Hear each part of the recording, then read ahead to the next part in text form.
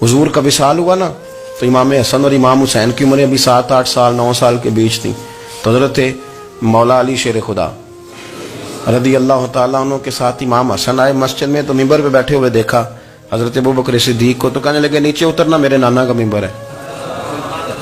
बच्चों को बड़ी पहचान होती है ना अब्बा के कपड़ों की, से पता होता है कि ये मेरे नाना का है, ये मेरे, नीचे उतरो, ये मिंबर मेरे नाना का है। तो हज़रत अली मुर्तज़ा ने जल्दी से पकड़ा और पकड़ के फरमाया जरा हुसैन हसन ये क्या कह रहे हो? अब देखे ना बच्चा यहाँ किसी का शोर करे तो मैं आपको जुमा छोड़ के बच्चे की थोड़ी सुनूंगा। मैं कहूंगा कि भाई ठीक हो गया, बच्चे को ले जाओ, जरा इसे पीछे करो, जुमे के बाद बात करते हैं। लेकिन वो थे ना रसूलुल्लाह के नवासे, और हजरत अबू बकर सिद्दीक अजमत और शान को समझते थे। उन्होंने कहा नीचे उतरिए, मेरे नाने का मिंबर है। तो हजरत सिद्दीक एक बार नीचे उतर के खड़े हो गए। तो एक जुमला, बाकी बुजुर्गों ने भी बड़ा कुछ लिखा है, पर यहाँ एक बात शाह अब्दुल अजीज मुहद्दिस देलवी ने लिखी है। हजरत सिद्दीक एक बार रो पड़े, कहने लगे हसन अगर मिंबर तेरे नाना का है तो अबू बकर भी तो तेरे नाना का ही है ना, ये को बाहर से तो नहीं ना आया, ये भी तेरे नाना का है। तो हजरत इमाम हसन हंसने लगे, फरमाने लगे ठीक हो गया, बैठ जाए मिंबर पे, पढ़ाएं जुमा।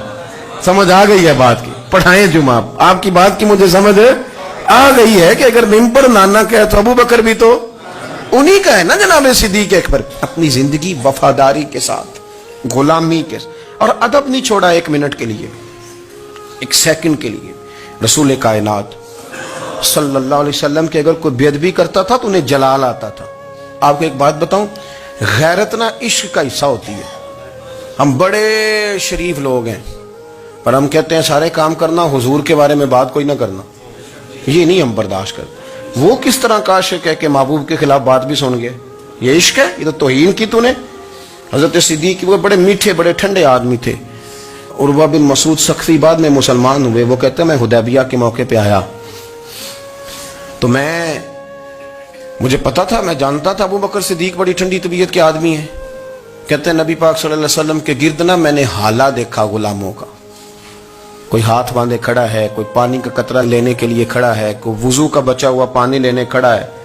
तो चूंकि वो आए थे काफिरों की तरफ से, तो तनकीद करने वाले को कहानियां बड़ी मिल जाती।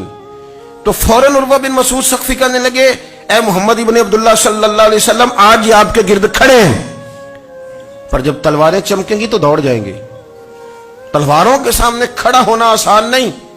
तो हजरत सिद्दीक एक बार पीछे खड़े थे, नबी पाक ठंडे मिजाज के आदमी, पर बात हुई थी ना सरकार के बारे में, तो दौड़ के आगे आए और इतना सख्त जुमला कहा, कहने लगे जा जाके लातो मनात की शर्मगाह चाट, तू कहता है कि हम हुजूर को छोड़ जाएंगे?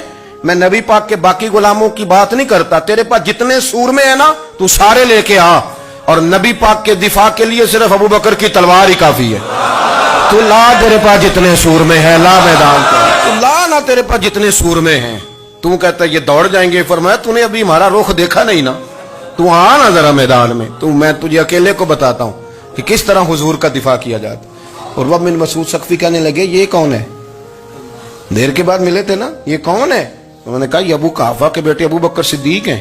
तो वह बिन मसूद कहने लगे ये तो बड़ी ठंडी तबीयत का बंदा था।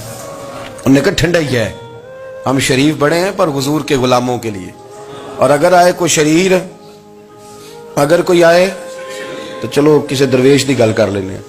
वो कहते हैं इट सिट ते पखड़ा कुआर गंदल, फिर असी और भी बूटियां जानने, फिर हमें सारा पता है, फिर हमें ना सारे तरीके, इट सिट ते पखड़ा, फिर असी और भी बूटियां जानने, फिर ना हम कर लेंगे हल, हमें वो हल करना भी आता है। लेकिन शरीफ उसके लिए जो रसूलुल्लाह का अदब करे, जो नबी पाक की। हजरत सिद्दीक अकबर मुअद्दब तरीन आदमी। कोई बंदा अगर बाहर से आता था ना हुजूर से मिलने, तो उसको पकड़ के कोने में ले जाते थे, कहते थे आप पहले मैं तुझे अदब सिखाऊं कि नबी पाक की बारगाह में जाना कैसे। हाँ मैं तुझे बताता हूं, कहीं ऐसा ना हो तेरे अमाल जाया हो जाए। सांस भी आहिस्ता लेते थे, मस्जिद की सफाई करना, ड्यूटी करना, खिदमत करना, सारा कुछ करना, पर बैठते सबसे पीछे होके थे, सबसे पीछे होके। ये भी उनका ये एजाज था, पीछे हट के बैठना, कोई ऐसा काम ना करना जिससे लोगों को पता चले कि नहीं नंबर मेरा है। पीछे हट के बैठना, पीछे पीछे रहना, अपने वो शोहरत से बचने वाला पीछे पीछे रहता है, और जी चाहता है सारी गजलें उस जालिम के नाम करे। कुछ लोग होते हैं ना वो पीछे पीछे होते हैं, कहते हैं नहीं नहीं मैं नहीं जी, ऐसा तो है ही कुछ नहीं, मेरे रसूल करीम अलैहिस्सलाम का अदब करना। हमने ना सारी जिंदगी सुना है कि अल-अम्रु फ़ौक़ल अदब, کہ جب حکم آ جائے تو پھر حکم ماننا ہے، ادب. اور اس بات پہ ہمارے طالب علم بڑے پکے ہیں. مرید آج کل کے اس مسئلے میں بڑے کہتے ہیں صاحب نے خود کہا ہے کہ خیر صلاح ہے. انہوں نے خود کئی دفعہ کہا ہے جی تسی بڑے سیانے ہو، تانوں مطلب دی گل دی سمجھ جلدی لگتی ہے. انہوں نے خود کہا ہے کہ ٹائم ہو تو آیا کرو. یہ کب انہوں نے کہا ہے کہ مجبوری ہے روز ہی آنا؟ یہ انہوں نے کب کہا؟ ان کو بھی تو پتہ ہے نا مجبور ہے. تو آپ کو بھی تو پتہ ہے نا کہ ان کا آپ سے پیار ہے.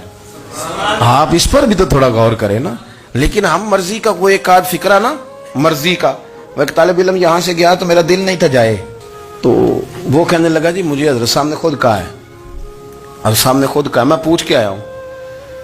تو جو ہمارے کچھ سنگی تھے بیچ میں پیار والے، وہ کہنے لگے آندہ میں پوچھ کے آیا. میں کیا آندہ وہ بھی ٹھیک ہی ہے. تو انہوں ساکھیا سی میں جاواں تو میں انہوں کی آندہ. میری بات کی سمجھ آئی ہے نا جی. جب ارادہ ہوا تو پھر ابے کو منا کے بھی آ گئے. جب ارادہ ہوا تو ابا جی کو میں نے جانا ہے بزرگوں کے پاس ملنے جانا ہے. اور جب ارادہ نہ ہوا تو کہنے لگے حضرت صاحب نے خود فرمایا ہے کہ ابا راضی ہوگا تو اللہ راضی ہوگا. چھٹی مرضی کا ہے نا مزاج، تو مرضی کی کہانی. تو میں الحمدللہ مجھے تھوڑا سا پتہ ہے، ویسے بھی اپنے بال بچے کا پتہ ہوتا ہے. ہیں جی کی آندے نے پیداندی کے جیندے سال ہی ویکھی دے نے. مجھے بھی پتہ ہوتا ہے کہ آج کہاں کہاں کس کس انداز میں کیا کیا کہانی ہے، کہاں کہاں کیا سٹوری ہے. تو کبھی کبھی یہ سارا پیار ہی ہے، یہ بھی سارا اس میں بھی پیار ہی ہے. پتہ چل جاتا ہے کہ کل کہاں سے بات کر رہا تھا اور آج بات کہاں کر رہا ہے. یہ اپنا اپنا مزاج ہوتا ہے نا، اپنی طبیعت کے مطابق چلنا ہے. سنا یہی ہے کہ الامر فوق الادب، کہ جب حکم مل جائے تو پھر ادب نہیں کرنا، پھر حکم پہ. پر حضرت صدیق اکبر نے نرالا ہی کام کیا. حضور سید عالم صلی اللہ علیہ وسلم ایک صلح کرانے گئے، فرمایا میں دیر سے آیا تو جماعت کرا لینا. عصر کی نماز کا وقت ہو گیا، سیدنا بلال حبشی نے اقامت پڑھ دی. صدیق اکبر مصلی پہ کھڑے ہو گئے. اتنی دیر میں حضور بھی آ گئے. نماز میں لقمہ وہ دے گا جو نماز میں شامل ہو. ٹوٹیوں پہ کھڑا بندہ لقمہ نہیں دے گا، پہلے وہ آ کے اللہ اکبر کا شامل ہو پھر لقمہ دے. حضور آئے، صحابہ نے ہاتھوں پہ ہاتھ مارنے شروع کیے، اطلاع کر رہے ہیں کہ لوگوں حضور آ گئے. سرکار اگلی صف کے قریب پہنچے تو جناب صدیق اکبر نماز پڑھا رہے تھے. نماز، لوگ تو بغیر نماز کے ادب کرنے پر اعتراض کرتے ہیں. میں بخاری شریف کی حدیث پیش کر رہا ہوں، نماز پڑھا رہے تھے. انہیں پتہ چل گیا نا حضور آئے ہیں، تو ایک قدم نماز سے پیچھے ہٹا لیا. نماز پڑھا کہ میں تے ول ویکھاں، او مینوں کعبہ بھول گیا آئی. ہن بھول گئیاں نہیں سب صوم صلاتاں، اکو یار دا فکر پیا آئی. حضرت صدیق اکبر نے ایک قدم پیچھے ہٹایا تو حضور نے فرمایا ابو بکر پڑھاؤ نماز. پھر دوسرا قدم پیچھے ہٹایا تو فرمایا پڑھاؤ نماز. تیسرا قدم پیچھے ہٹایا. ہم نے آج تک یہی سنا ہے کہ حکم ہو جائے تو حکم ماننا ہے، ادب. اور ہمارے ہاں یہی ہوتا ہے، پھر لوگ حکم ہی مانتے ہیں، پھر ان کو ادب بھول جاتا ہے. لیکن جناب صدیق اکبر 3 دفعہ حکم آیا پر پیچھے ہٹ گئے. حضور مصلی پہ گئے، نماز پڑھائی. نماز کے سلام کے بعد نا حدیث میں مختلف حکم آیا، استغفار پڑھو، اللہ اکبر کہو، آیت الکرسی پڑھو. 33 بار سے مختلف اذکار آئے، پر حضور نے آج کوئی ذکر نہیں، کوئی وظیفہ نہیں. سلام پھیرتے کہ ابو بکر میں نے جو 3 دفعہ کہا تھا نماز پڑھاؤ تو پڑھائی کیوں نہیں؟ ایک دفعہ نہیں 3. کبھی کبھی ہم بھی ناراض نہیں ہو جاتے، تینوں 100 بار ہی آکھیا کہا 3 دفعہ جو کہا تھا نماز پڑھاؤ تو پھر پڑھائی. تو حضرت صدیق اکبر رو پڑے، ہاتھ دونوں باندھ دیے، گھٹنے زمین پہ رکھ دیے. عرض کرنے لگے کیا جملہ ہے، کیا ترتیب ہے. عرض کرنے لگے یا رسول اللہ، ابو قحافہ کے بیٹے کی اتنی بھی جرت نہیں کہ مدینے والے رسول کو نماز پڑھائے.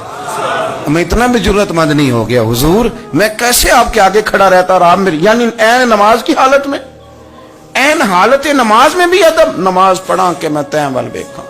ان کعبہ بھول گیا، میں نے بھول گئی نہیں سب صوم صلاتاں، اکو یار دا فکر پہ آئی.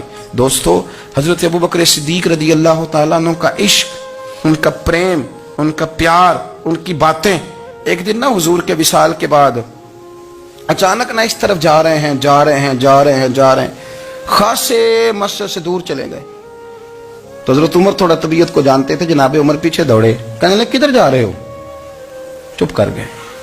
کیا ہوا، کدھر جا رہے تھے؟ ابو بکر سیانے بندے ہو، امیر المومنین ہو، کہاں جا رہے؟ تو رو پڑے. کہنے لگے ایک دفعہ نا حضور سفر پہ گئے ہوئے تھے تو اس طرف سے واپس آ گئے تھے، تو مجھے خیال آیا شاید اس طرف سے آ نہ رہے ہوں. حضرت عمر رو پڑے. کہنے لگے ابو بکر اب تو حضور نے پردہ کر لیا، جنہاں دے دل بر جانی وچھڑن کون روے پھر تھوڑا. سب روگاں دا روگ محمد جس دا نام آپ ساری سیرت کی کتاب میں پڑھ لیں گے. حضرت ابوبکر صدیق کا وصال کس بیماری سے ہوا؟ لوگوں نے قول کیے ہیں کہ وہ سانپ کا زہر آ جاتا تھا، فلان چیز تھی، لیکن کوئی بندہ وجہ تلاش کر سکا؟ کیا وجہ تھی وصال ہو گیا؟ کیا بیماری تھی؟ کیا تکلیف تھی؟ باقی وجوہات آپ کو ملیں گی. حضرت عثمان غنی شہید ہو گئے، حضرت عمر شہید ہو گئے، مولا علی، ابوبکر صدیق چلے گئے 63 سال کی عمر. وجہ کوئی نہیں بتائے گا. جب شدید بیمار ہوئے تو حضرت عمر فاروق نے ایک طبیب بلایا، وہ بڑا سیانا تھا. اس نے سارا چیک کیا تو نباز تھا. کہنے لگا یار کوئی بیماری تو سمجھ میں نہیں آتی. تو حضرت عمر تھوڑا سا جلال میں، یرانہ تھا نا، جلال میں کہنے لگے ابو بکر مسئلہ کیا ہے؟ دن بہ دن کمزور ہوتے جا رہے، نماز پڑھانے کھڑے ہوتے تو ٹانگیں کانپتی ہیں، مسئلہ بتائیں کیا ہے؟ طبیب اتنا بڑا ہے، یہ تو بندہ کا چہرہ دیکھ کے بیماری بتا دیتا ہے، اور یہ کہہ رہا ہے کوئی بیماری نہیں. تو حضرت صدیق ایک بار خاموش ہیں. پھر حضرت عمر کہنے لگے ہم سارے آپ کی وجہ سے چلتے ہیں، لوگ سارے پریشان ہیں، آپ حضور کے جانشین بتاتے کیوں نہیں؟ جب تیسری دفعہ کہا تو حضرت صدیق ایک بار کہنے لگے عمر زیادہ باتیں نہ کر، تجھے پتہ نہیں مجھے کیا بیماری ہے؟ نہیں پتا تو میں بتاؤں؟ نہیں پتا تجھے؟ بول. تو جناب عمر رو پڑے، کہنے لگے ابو بکر مجھے پتا ہے، آپ کا دیدار کے بغیر کام نہیں چلتا. وقت نا لمبا ہو گیا، چر ہو گیا، میں ترلے لیندیاں کدی موڑ میرے ول واگا، خواب میری وچ ایک وار دیاں میں میں ساری عمر نہ جاگا. مجھے پتا ہے آپ کے مرض کا، پر ابو بکر امت کو ضرورت بھی تو ہے نا. تو حضرت صدیق ایک بار کہنے لگے بس ہو گئی ہے، اب میری وصیت یاد رکھنا، جب میں دنیا سے جاؤں تو اٹھا کے میرا جنازہ قبر رسول پہ لے جانا، اور پہلے پوچھ لینا کہ ابو بکر حاضر ہے، اجازت ہو تو مجھے دفن کر دینا، ورنہ جنت البقیع میں. تو لوگ کہتے ہیں ابھی جنازہ ہی رکھا ہی تھا کہ دروازہ اندر سے خود بخود کھل گیا، اور آواز آئی اب دیر نہ کرو، محبوب کو محبوب کے ساتھ ملا دو. پانی پر نہ سہیلیاں رنگا رنگ کڑے، اسی پریا اس دا جانی ہے جس دا. میں نے شروع میں ایک بات کی تھی کہ اپنی خواہشات کو نا حضور کا غلام بنا دیں، سوچیں سمجھیں کہیں وہ لفظ جو مدینے والے رسول کو پسند ہیں، پھر دیکھنا مسلمان ہونے کا مزہ آئے گا، پھر ذائقہ نصیب ہوگا. اللہ ان کے درجات بلند فرمائے. آخر دعوانا